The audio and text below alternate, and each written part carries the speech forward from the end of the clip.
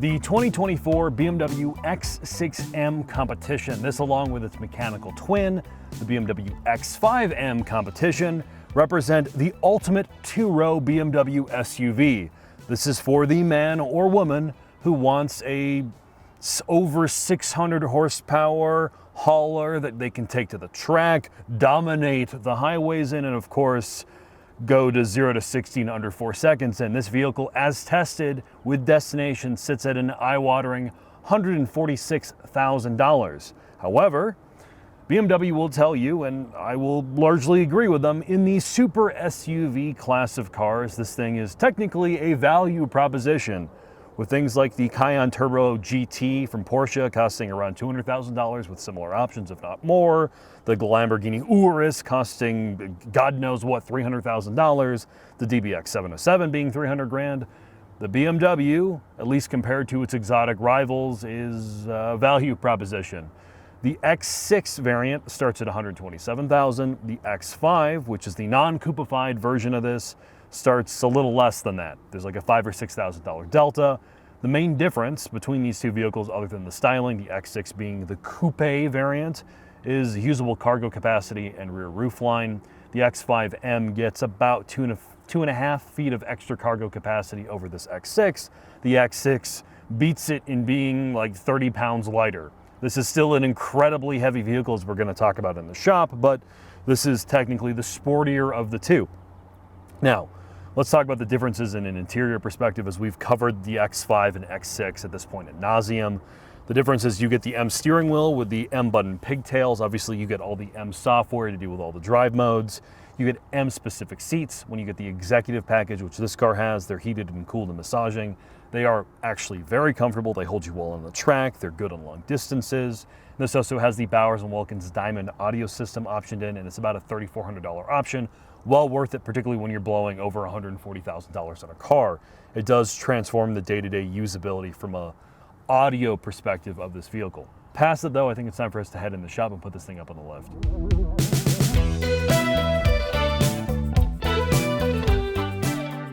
While Jack's enjoying driving around an SUV coupe sports car, I wanted to take this time to give you a little bit behind the scenes. You may have seen in a previous video, it was also an integration where we were building out a desk for a new series of videos where we're talking to engineers, industry experts, to give you the behind the scenes of how things work. Why cars are made the way they are, the compromises, the sacrifices, and some of the intricate details, not just from the speculators, but the people that are actually doing the job. And as we set this up, I'm trying to redo the shop office and here. And the original video that I did was about setting up a desk, the Flexi Spot desk, and now I'm here in my home office redoing this. A lot of it is because I need more space.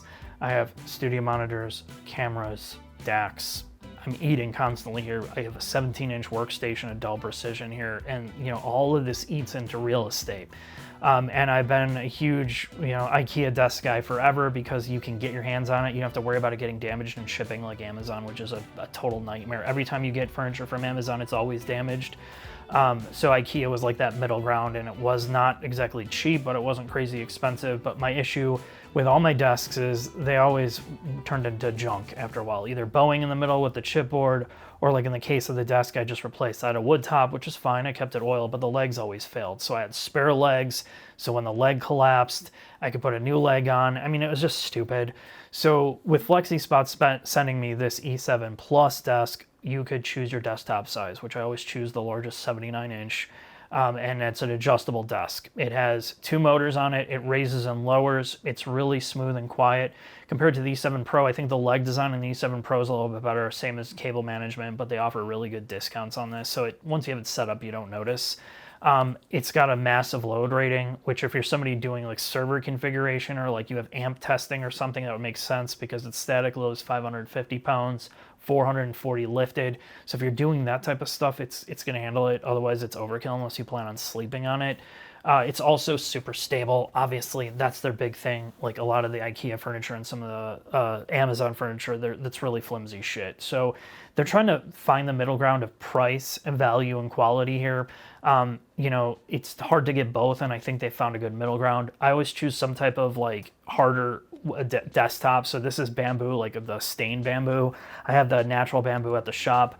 You can also do solid wood and some chipboard finishes.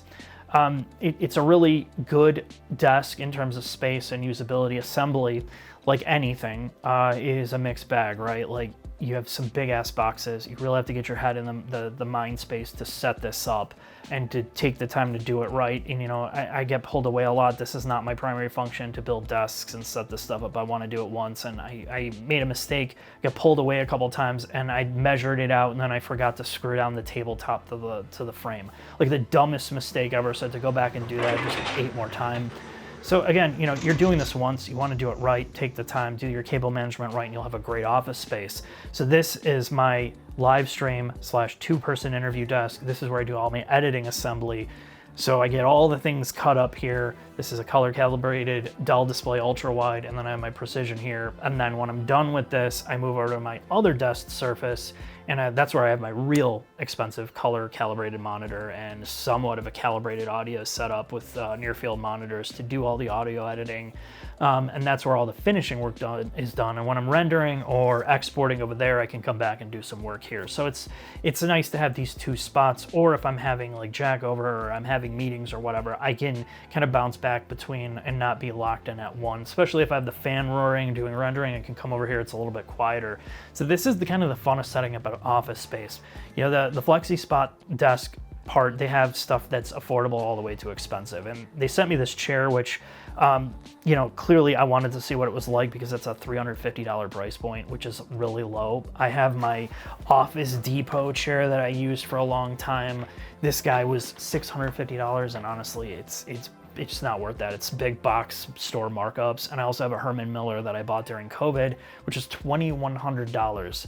And that chair is all metal. Like, it's designed to last forever. You can't compare these two. It's designed to keep you locked in perfectly with perfect ergonomics, perfect position, and it does that. But the thing that this chair does, and obviously I've spent no time on this thing, but the thing that they're really marketing is the adjustability. Fully adjustable armrest. You have a wider lower cushion here, so if you're a wider person, or you can put your legs up like this.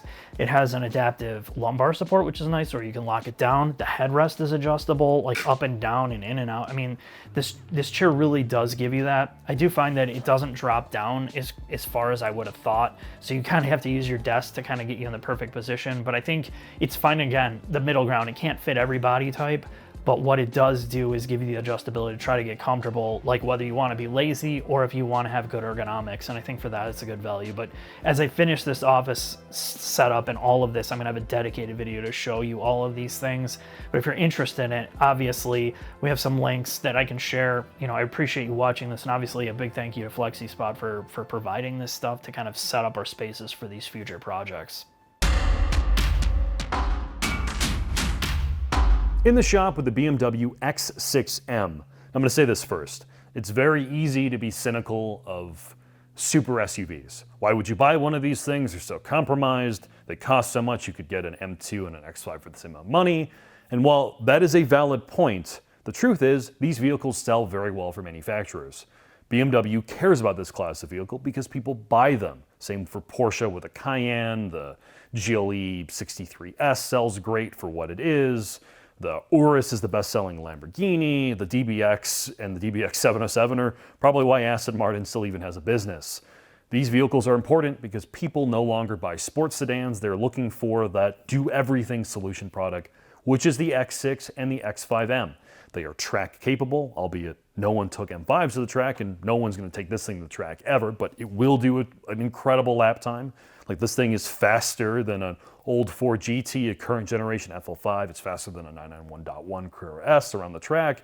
Just have to look at the lightning lap times. It's very, very impressive what they can do with modern engineering. And this would not have been capable 10 years ago. We did not have the electromechanical systems in play to get a car this big to go around the track. Really is remarkable. And while it's also track capable, it has to haul your family, be moderately comfortable and, you know, go through the snow and have the ride height and all the luxury bullshit. So how did BMW accomplish it, and what is this thing? So the X6M is the lighter of the two body styles for this vehicle. The X5M weighs 4,500 pounds. This thing has a curb weight of 4,450 or 4,450 pounds. So there's like a, with some rounding, you know, 50, 40 pound weight delta between these two vehicles. Obviously there's some trim differences and blah, blah, blah. This is on the Clara architecture. We've talked about it ad nauseum. They updated this vehicle. First off, it gets new drivetrain. S68. It's a twin turbo V8. It makes, in this car's case, 617 horsepower. Has all the track cooling you could ask for in a vehicle this big. Has a ZF 8-speed gearbox with specific M cooling plate for the transmission. You have trans coolers, and it now has a mild hybrid setup. It's a 48-volt system. The electric motor sits between the gearbox and the engine. It has like 170 or 40 foot-pounds of torque available from that electric motor. Chassis-wise, multi-link front, multi-link rear, and specific bracing throughout. They tried to negate some of the toe-in or toe-change effects of having a vehicle this big in the rear. Strangely, for this classic car, it does not have air ride, no air springs. It is on coil springs front and rear, and it has M-specific dampers front and rear, and obviously mounting points. Thing to note about the coil springs. This thing, I think largely due to the fact that it's not on air and its intended mission, does suffer dramatically in the ride department. This is at least, even in comfort mode, 20% stiffer than a regular X5 with a V8. It does ride quite harshly, and it does not have the ride comfort of a Cayenne Turbo GT, a DBX, or many of its other competition. It just doesn't ride as well. Some of that might be down to the enormous wheels front and rear. For example, this thing is 295s in the front. I think these are like 21s or 22s. Definitely has some of that big wheel ride. Strangely, when it comes to the steering, yes, it's got VGRS, and it is really, really quick feeling. But what it doesn't have is rear steer. And the steering in the front of this vehicle is so fast that if you didn't know it didn't have rear steer, you probably would assume it did. And it's a little bit unnatural off center. And when you're trying to yaw this thing out, yes, you can power slide an X6M, which is about as graceful as you can probably picture a tall 4,500 pound SUV going sideways. When you do have to correct for it, the steering's so fast off center, it doesn't feel particularly normal, which things like the DBX and the Cayenne do better. So with all that said, let's head to the racetrack.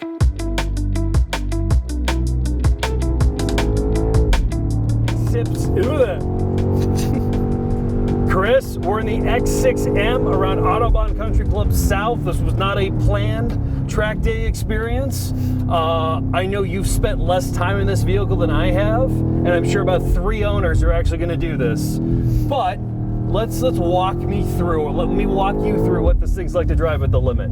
This is the example of what modern engineering and electromechanical systems can accomplish with a big boat, right? This thing has got to be almost all things, all people, right? It's got to be an SUV, it's got to hold things, it's got to be 10 feet up in the air, ballistically fast in a straight line between the VGRS rack, the active sway bars, the M-diff, you know, all the various systems, the enormous brakes, wheels, and tires. You can go out here and just fly in this SUV, and it's, when you drove it, it is unbelievable how fast this thing is. Yeah, it's the ultimate yes and car, because like it can do this. It can do this. Again, it's the ultimate answer to every question of impracticality. Yeah, it's man. It's really easy to hate on vehicles like this, and we've driven, or I've driven a lot of them at this point. I've driven the older Porsche Turbo Cayenne GT, the Aston Martin DBX 707. We've driven Bentegas, the AMG GLE 63. And once I take my like cynical car hat off and I just try to appreciate the engineering that goes into these vehicles, if you need a one-car SUV solution, and at least in this market, this is for many people, for better or for worse, replaced that like M5 E63 RSX. People don't buy sedans anymore, so instead they buy lifted up SUVs, and they still want to go fast, so this is what you're left with. And then, yes, on the road, which we should talk about, and we've obviously done majority of our driving on the road in this thing, is it a little too stiff? Yes. Is the fake engine noise, as I'm about to demonstrate for you, really, really annoying? Yes, it is very annoying. And when you turn it back on, I mean, look at here, mid-corner. Yes, that is stupid. But it is a very, like, whimsical, weirdly whimsical SUV. And if you turn everything off like I've just done, it will do, assuming I don't kill us on a racetrack,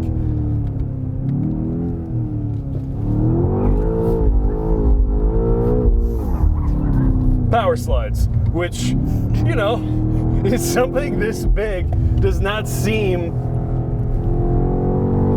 normal or like, you know, you want it to. Yeah, some of the inputs, Chris, like the steering, typical BMW SUV, ultra fast, and when you try to correct for oversteer, you don't really have a good idea of what the front end is doing because it's so fast and somewhat unnatural.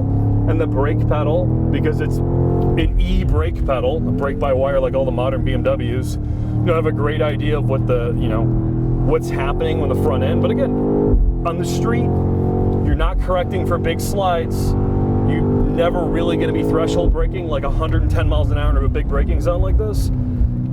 Who cares? And you can do this. It tries to pick up a wheel.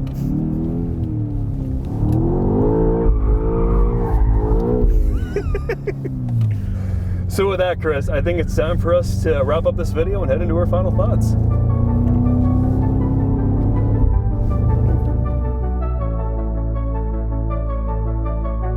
Final thoughts on the BMW X6M. First off, huge thanks to our BMW reps.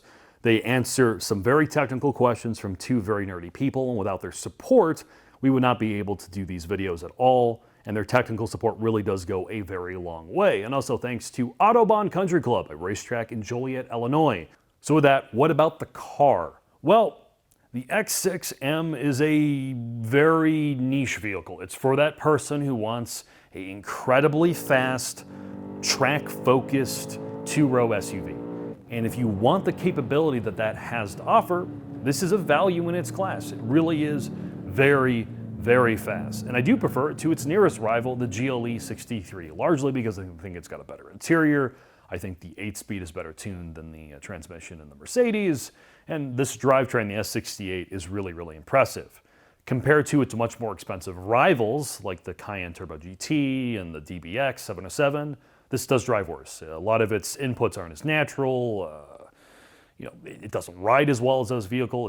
It doesn't quite have the flexibility, but it does have a more usable interior space. And more importantly, it costs tens of thousands of dollars less. It really is a good value. So if you're looking for a super SUV, the X5M and the X6M are a very compelling package. If you're going to cross-shop this, though, with a regular X5 M60 vehicle we just did a video on, you're just going to be street driving it, I think you're better off saving your money. That thing rides better. It offers most of the performance this does, at least for the street, and it's way less money. So with that, thanks for watching. Hope to see you soon.